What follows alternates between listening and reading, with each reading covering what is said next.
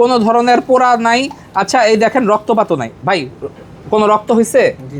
দেখেন কোনো রক্তপাত নাই। আপনি যে কোনো জায়গায় যাবেন ফিনকি দিয়ে রক্ত বের হয়, চুয়ে চুয়ে ঘামের মতো পড়ে। এই যে আচ্ছা ভাইয়াকে পেমেন্ট দিয়েছেন কয়বার ভাই? পেমেন্ট একবার, সেশন যেই কটা লাগে এটার জন্য উনি আমাকে বিল দিছিল, এটা না বলি। আচ্ছা আচ্ছা আচ্ছা, একটা কোশ্চেন আছে ভাই, আপনি একবার পেমেন্ট নেন সার্ভিস বারবার দেন কেন ভাই, যদি বলতেন। না না, এখন কথা হলো আমি এটা ভুল করে ফেলাইছিলাম।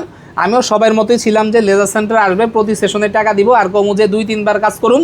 হ্যাঁ, কিন্তু আসলে বছর ভরে খামো চুইসা আমারও ওই টাইপের মন মানসিকতা ছিল। বাংলাদেশে 8-10টা ট্যাটু রিমুভ সেন্টার যা করে, সেশনে টাকা না, একবার আইবো ইচ্ছা করে এই বিলটা ধরেন 20,000 টাকা, কমো 4,000 টাকা। এই মুরগিটাকে আমরা আটকাইলাম, সরি মুরগি না, থুকু মানুষটা, হ্যাঁ, তো মানুষটাকে আটকাইলাম।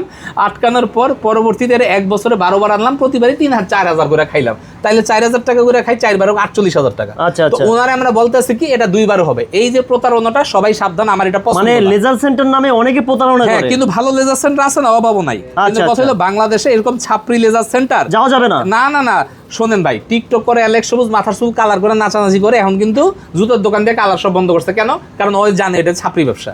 ওই যদি কালার করে নাচানাচি করে জুতার দোকানে একটা মানুষ দূরে থাকে, একটা বিলাই উঠবো না। তো আপনাকে ভদ্রভাবে ব্যবসা করতে হবে।